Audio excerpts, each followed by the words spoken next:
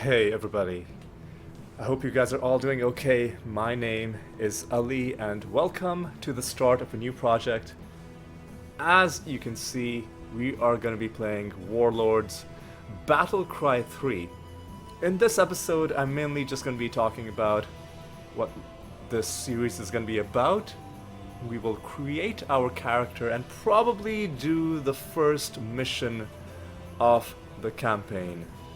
But before we even get to the specifics of what we're trying to accomplish, there's one big question that I'm going to answer about this series, and that is whether I'm going to be playing this on with the unofficial patch, the 1.3.25 version, and I have decided not to do that, and I'll be explaining why over the course of this video. I guess one thing that'll help you understand why is when I explain what the parameters of this series are. You'll have already seen it in the video titles or the playlist title.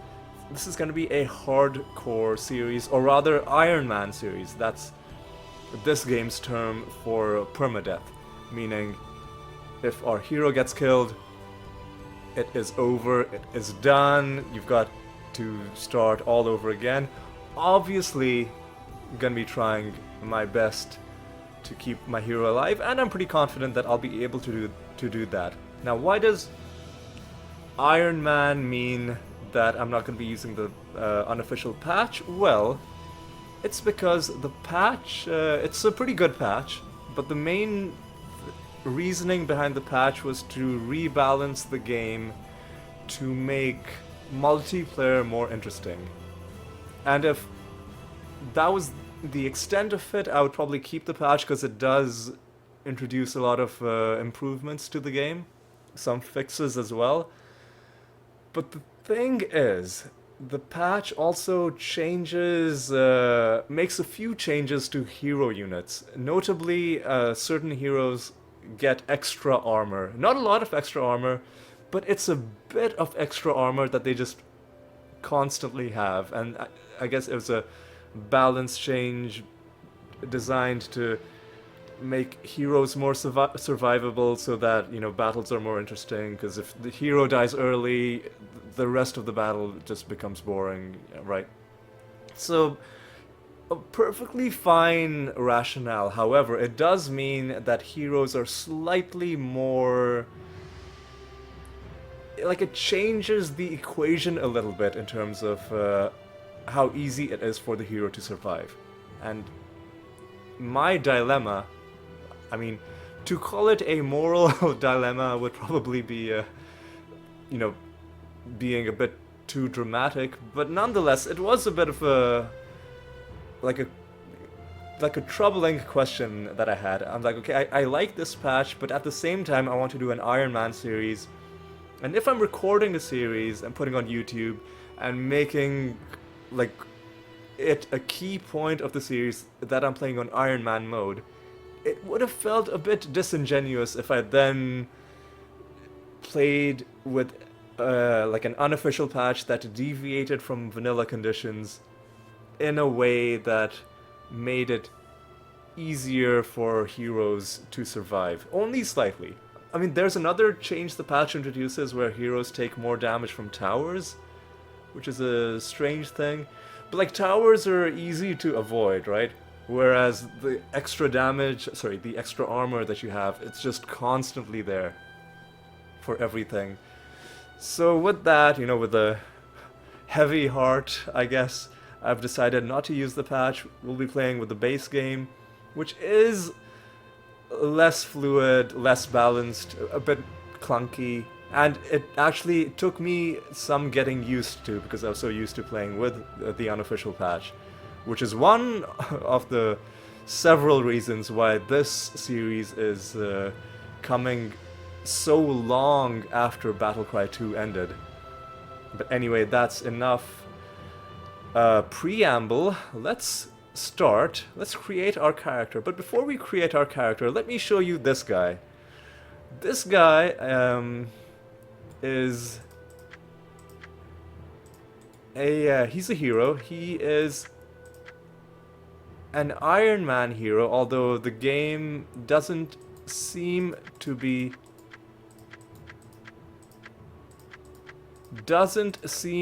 showing it on this screen. Which is a bit of a... Hang on, what if I go to delete? No. So, let's just select this guy, and let's get him killed. This is going to be a very strange way to start off this battle, but I just need to prove to you that this guy is indeed an Iron Man hero, this random guy who we're not even playing. To arms, indeed. I just want to run into an enemy. Can I? Hang on. What if I press delete? Will it kill him? No, it won't. Alright, I just want to run into an enemy mob. And here we go. We'll I guess we'll wait for whoever this is. Oh hey, maybe this tower can kill us. So this is an Iron Man hero who I've been doing some testing with. And here, hey, Basilisk, yeah. Come, kill me, kill me, definitely kill me. Okay. Oh, Minotaur King, this is perfect. Your hero has fallen. My hero has fallen. And if I resign,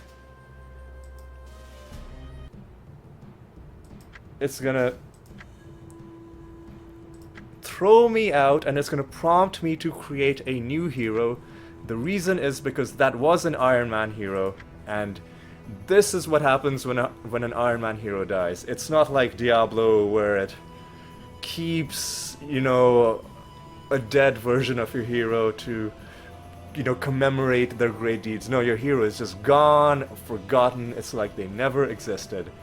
Now, one thing I was worried about, and this is one of the things that I was doing testing for, is that if I'm not playing with the unofficial patch, would the game... So, let me actually go, like, walk things back a little bit, because there's one thing I need to mention before I go into what I'm about to talk about next.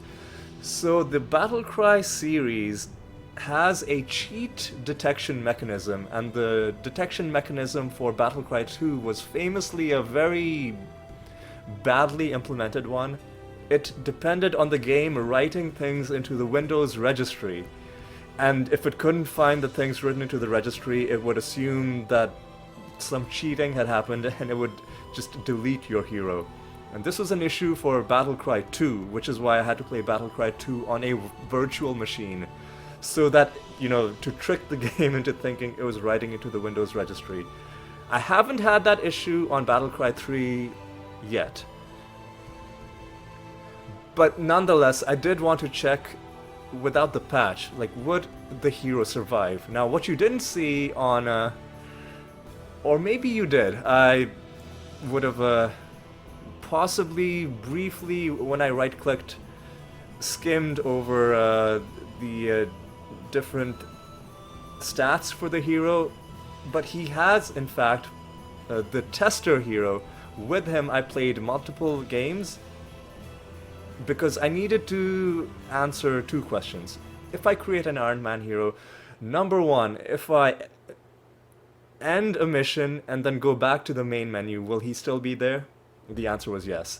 I was like, second question, if I exit the game and come back and then open the game, will he still be there? Or will he be mysteriously deleted like would happen in Battlecry 2? But no, he was still there. The third question I had to answer was, if I restart my computer, will he still be there, or will he have, like, tragically vanished? And the answer to all of those questions was he was indeed still there. And I know we just got him killed in just awful, terrible fashion, but he was never going to be the hero that we were playing. We are, of course, going to play as a Minotaur assassin, which is my favorite way to play this game. So we've got high strength, high dexterity, low intelligence, almost zero charisma. In Battlecry 2, we played as Kaz, which was a character from the Dragonlance fantasy book series, which I loved as a kid. We're gonna play as Kaz the Second, the heir of the original Kaz. Let's just go with that. And we're gonna go to customize. We can change the portrait. I prefer this one, actually. It's a very violent, dynamic looking picture. You can only have one avatar for Minotaur races. You can choose a voice set. I think this is perfect for this one. Wade through their blood. You get a bit of a sample. And we have to manually select Ironman mode. And this is going to be active permanently on this hero. I don't think you can then customize to disable it, meaning double XP from all battles, but you have only one life. If your hero is slain, it is permanent. Now with that, with all of this selected, it is time for us to go into our first mission. It's going to be a short mission. It's a very linear mission as well, but there are a few things to find along the way, so let's just... It was only a matter of time before the Selentine merchants ventured too far from their trade routes over the South Seas, searching for the rich lands that might lay beyond. But they were unprepared for the terrors they would awaken and the devastation they would unleash upon the face of Etheria. The lands they discovered were rich in gold and silver. Their inhabitants, the snake-like Serathi, called this land Kashan, and it was not long before the Selentines began to slay these peaceful creatures and take their treasure for themselves. Soon all manner of freebooters, profiteers, and adventurers began flocking to the shores of Kashan, and it was on one such journey as a huge Selentine vessel sailed past Mordanian, the Sundered Isle, that a frightening, almost unnatural storm was seen in the distance. Fortunately, the crew was curious and put to shore to take a look. For although Mordanian was guarded by the High Elves and forbidden to the mortal races, something about the storm seemed terribly wrong. I'll be honest, I had completely forgotten about this thing, this really long cutscene. And if you saw something pop up on the screen briefly, don't mind that. That was just me fixing it so that the hotkeys are gonna work the way they are. Unfortunately, I can't do window capture for this game. I have to do the full screen capture, and one side effect is that, you know, stuff like this happens, then you know, OBS is gonna capture that as well.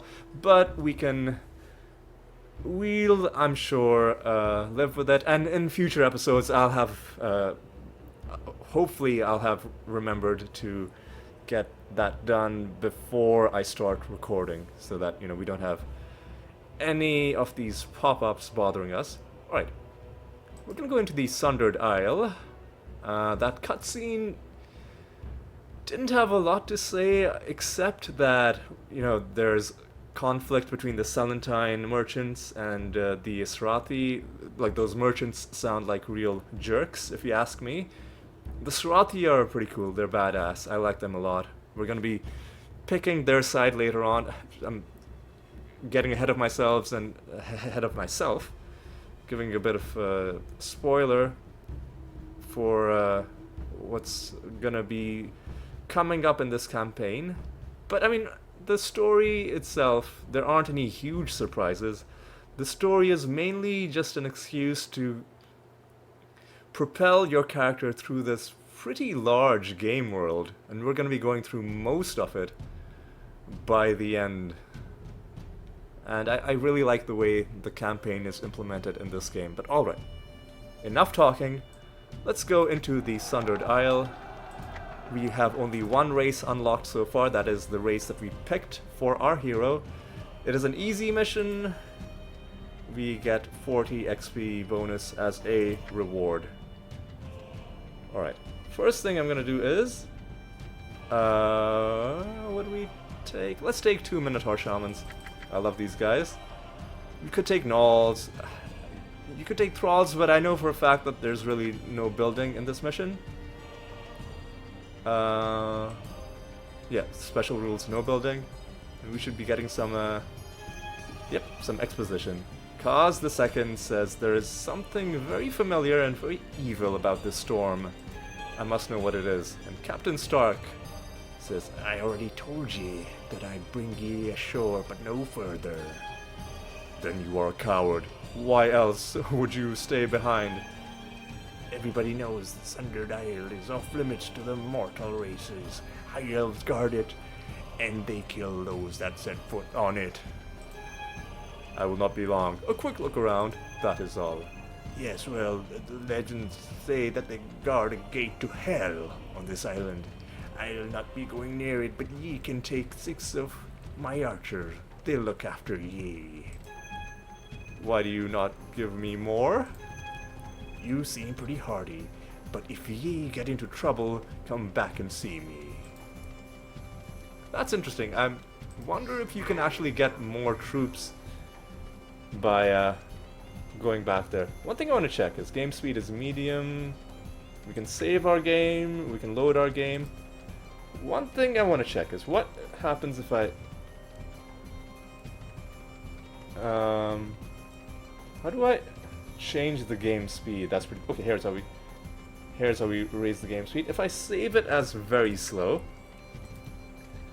and then if I load it, will it still be on the very slow speed, or will it have reset to medium?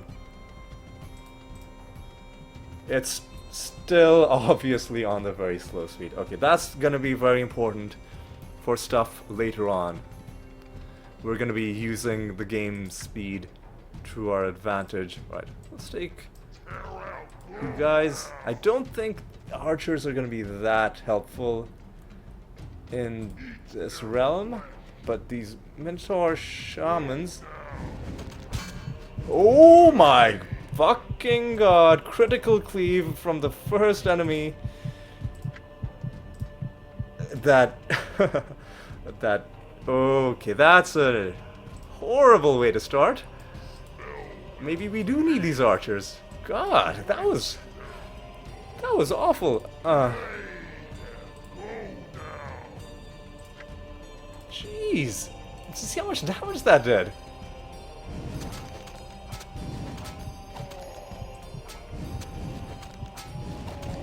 Jeez, man. God. Ooh. Okay.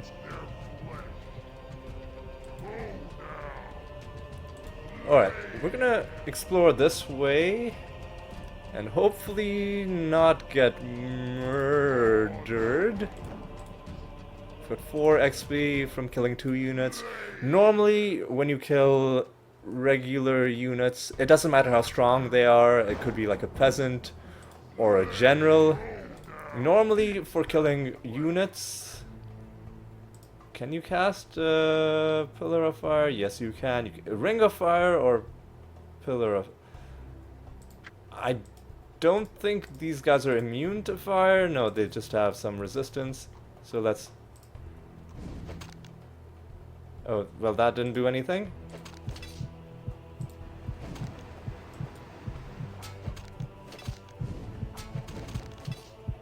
Okay, this isn't going well. Hang on. Hang on a second. I need to get my bearings, man. Alright. Maybe we do need our archers following us, because clearly we are under-equipped. We also have no gear, but slowly we will find gear that helps us. We also have healing potions. I should be using those. Alright. Alright. Critical burn is good. And you are dead as well. Let's save our game. Whew. Man, and there's just no... There's just no peace. Alright, finally we get a thing, should help us a lot. More combat, more slashing damage. Alright, we'll go through, I guess we can't go through these trees. We'll go through, oof. Man. We'll go through up here. I want to make sure, like, if there are other items on the ground, that I get all of them. We are slowly getting our health back. But very slowly. Do these guys have a healing spell? Do they have, like, cauterize? Pillar of Fire, Berserker, Ring of Fire. No. We're gonna want a healer of some sort. Long term. But hopefully the sword helps us deal a little bit better with some of these enemies on the map. Like this one.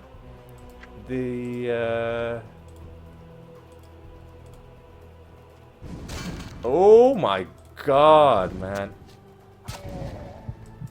These critical cleaves.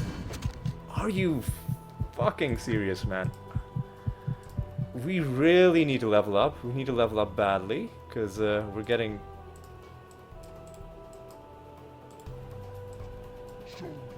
We're getting a little bit outclassed here by these like tutorial area mobs. Oh, and finally we gotta level up. And the first thing I'm gonna do is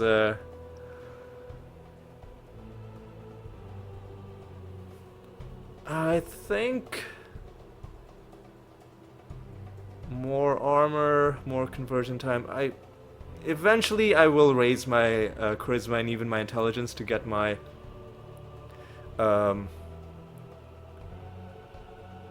like just some basic value out of those, especially because we need retinue slots. Right now we have none. One thing that the unofficial patch changes is that all of your retinue slots are unlocked from the start, and instead charisma gives you extra army setup points, which I think is a good change. But we're gonna have to deal with a very, very limited retinue until we put more points into charisma, which is probably not gonna happen for a while. Early on, we're just gonna have to make do with this. Let's start off with 1 point into strength. Just a bit more life, a bit more combat, a bit more damage. And, oh yeah, now we get to put points into cool stuff. And of course, since we're an assassin, we want combat skill at night. I don't know about that. Wealth, alright. Yeah, this is very different. I feel like the unofficial patch changed a lot of this. But the main things we're gonna want is assassin, ferocity, ignore armor. Later on we'll want pyromancy, mighty blow. Eventually your base damage is less important than, you know, the effects that you are causing to trigger. Morale when leading minotaurs is also important, but first thing we want to do is get our assassination percentage up. Alright. Now hopefully we are a bit more robust when fighting enemies. When we get some more gear as well, that should help us out a little bit. Alright. Let's see if we are any better. Haven't seen any assassinations trigger, but we got a critical creep that time. Took that enemy out. Alright.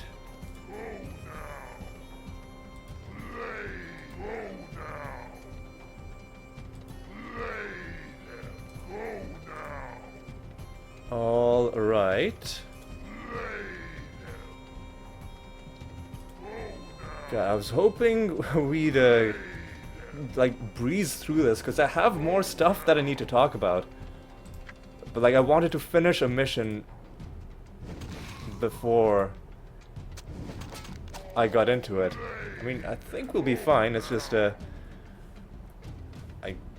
maybe the game is just a lot harder on like without the unofficial patch, or maybe I'm just really rusty. Both of those could be.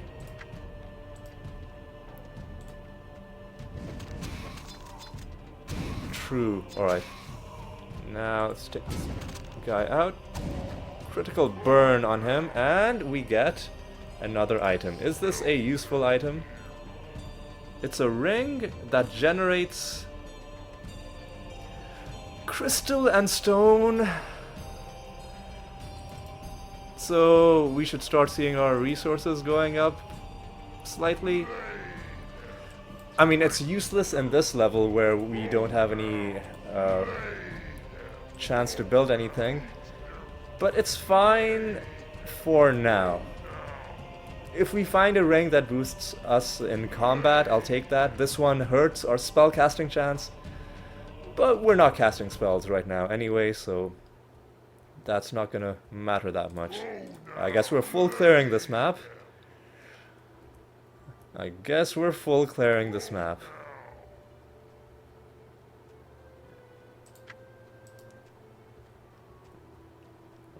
Right now we are a level 2 assassin.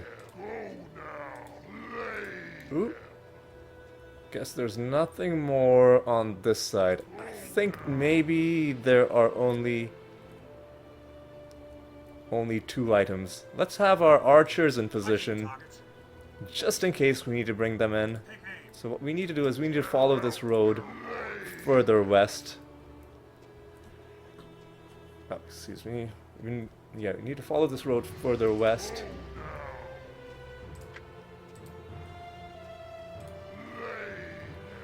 And...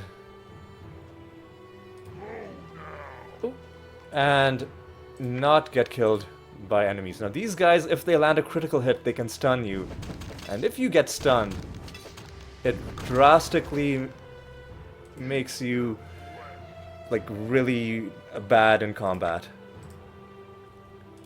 So like enemies with blunt damage are they're no joke. They are no joke. Alright. We do want to get all the kills that we can though. I don't think we're gonna get another level up while in this mission itself, just because there aren't enough things in it. Ooh. 2 of you guys are a little nasty, but... oh, critical cleave isn't good, but I think we should be fine. Let's use some of our potions. One of our potions should be enough, and let's save our game. Alright. You start by default every mission with 4 healing potions, 4 okay, easy. 4 healing potions, 4 mana potions, and I think you can buy more potions at some specific locations, but for the most part, these potions are a limited resource. Wait, where the hell are you going? I need to change... yeah. I need to change you... no, you don't have an aggressive disposition, so I don't know why he's... just, oh. Yeah, see, we just got stunned, and I'm taking no chances. I'm loading my game.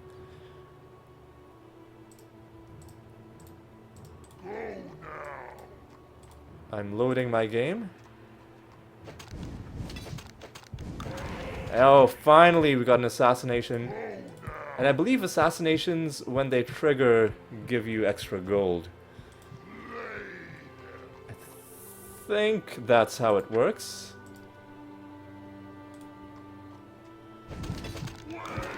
Yeah, we had 400 and now it's 500. Again, gold isn't something we really need that much, and gold in general isn't a thing that Minotaurs in general need. Oh, that thing that you heard was often when enemies are about to get a critical attack, they will taunt the enemy. So one of those quasits, I think, those basic enemy builder units, was about to land a critical attack. So he started saying his taunt, but then we killed him before he could actually land his attack. Had he landed it, it would have probably done... Well, his base damage is low, so not a dangerous amount of damage, but would have probably poisoned us. Right, we get a third item. That's really good. Life regeneration sounds pretty ideal, if you ask me. Alright. And we actually are not far from another level. All we need, I think, is one more kill. Yep. One more kill will do it. Let's see if we can, you know, pull one enemy. One and only one.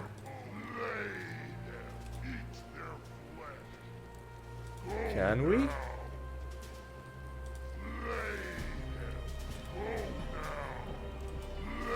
Or are we fresh out of enemies to kill? That might be the case. Hang on, let me try something.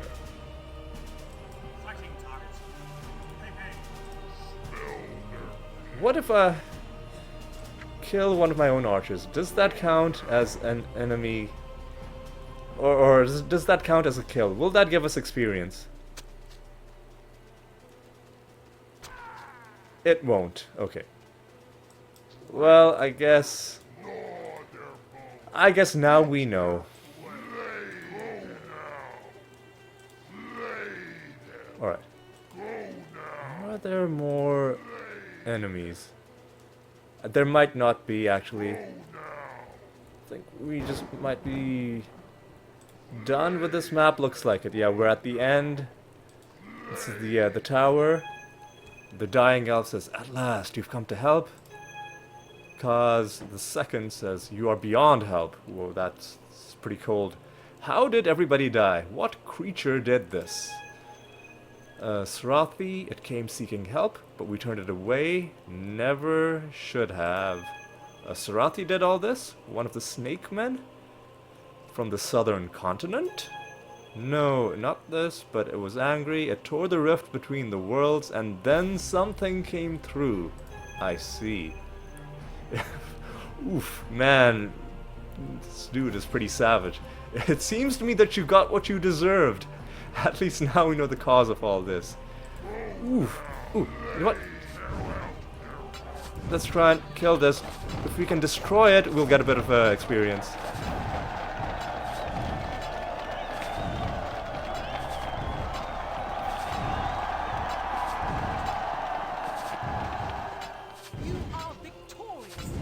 And yeah, we did indeed get a bit of bonus experience, and we're gonna get even more for beating this level. Okay. This is a glitch that I've previously seen as well. Some of the dialogue just will not play in some of the cutscenes. So, and it seems that when the dialogue isn't there, it also goes through the text very quickly. So if you're interested in the story, then you're gonna have to kind of pause it and read it, because even I was having trouble following. Alright, we gained 2 levels, and I think that counts the one that we gained right at the end. So we could start putting points into charisma to try and gain a second retinue slot. But before that, I do want to improve my dexterity to at least 10. At least 10. 2 points into this. I think, how about 1 point into Assassin, 1 point into Ferocity. I do want to have like a pretty good bonus to my combat skill, because that does give you a better chance. Like, it just, having a good combat skill is just a good thing overall. And this is ideal. We do get a Minotaur King straight off the bat into our retinue. Welcome aboard, Manthar. And now, at this point, we are done with our missions for this episode. We're not going to be doing any more battles. What I will be doing is I'm going to go into my hero information, and I want to show you a few things. Well, I mean, we can look at our stats. What you see is what you get. Our skills. These skills we're gonna have to wait until we unlock them, especially the very critical Ignore Armor. Pyromancy as well is going to be important later on. These are our items. Nothing special so far, but we will be finding cool stuff later on. Now, and of course, our retinue as well, I can show you that we have only one slot, and the best possible unit to have in that slot. A Minotaur King. Now, finally, what I want to show you is this. So, what I want to do in this series, and the reason I'm calling it a like 100% series, like it might have seemed like an odd thing, like an odd objective to have for a game like this. Like, what does it even mean? Like, it's an old game, it doesn't have like Steam achievements or anything like that. But it does have kind of a like an achievement system that is internal to the game itself. So we've already made some progress on a couple of those. For battles won, battles fought, enemies killed. And other than that, we haven't accomplished anything. We have not killed any heroes or dragons or titans, or completed any quests, or cast any spells. Like, every time you... The way the system works is, every time you reach the next threshold, you get one more star and a different title for that individual rank, and then a title overall for, like, which I think is just the sum of all of the stars you have earned so far. How many different things are there? 1, 2, 3, 4, 5, 6, 7, 8. How many stars per thing? That's 1, 2, 3, 4, 5, 6, 7, 8, 9, 10. So 8 multiplied by 10, that is 80 different stars that we are going to have to earn over this series. And I can already tell you, all of them are going to be trivial. Like, even something like Dragons Killed and Titans Killed. All of them are going to be trivial, except for Enemies Killed.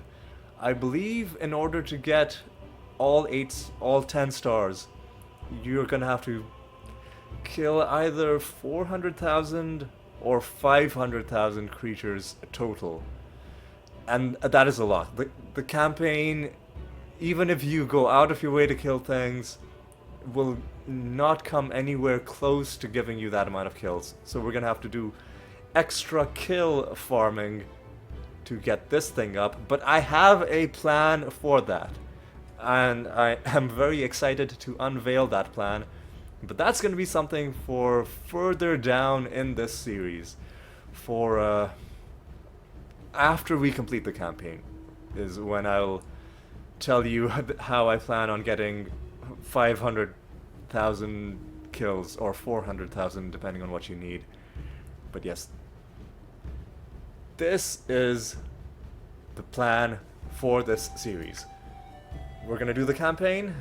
Like, obviously we'll do all the side missions as well, and some extra stuff on this game world.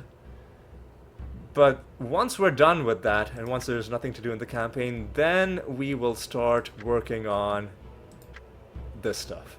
And really this series isn't gonna end until all of these are filled up. And it's gonna be really satisfying when it happens, but it is gonna take a long time. So okay, with that, now finally you know what the series is all about. It's gonna be an Ironman series, not using the unofficial patch, doing the campaign, but with the ultimate goal of getting all of this stuff done. And as of now, we've only just started. We've barely taken our first step. All we've done is the basic intro mission, and we'll be doing more stuff as we go along. But for now, that is all for this episode. It's gone on long enough, I would say. Longer than I expected, just because I really thought that first mission would be a lot shorter than it was. But anyway, it's fine. We'll get more fluid as the game progresses, as we gain levels, and I'm sure we'll be slicing through our enemies in no time. But anyway, that is going to be all for this one. Hope you had a good time. Hope you're as excited about the series as I am.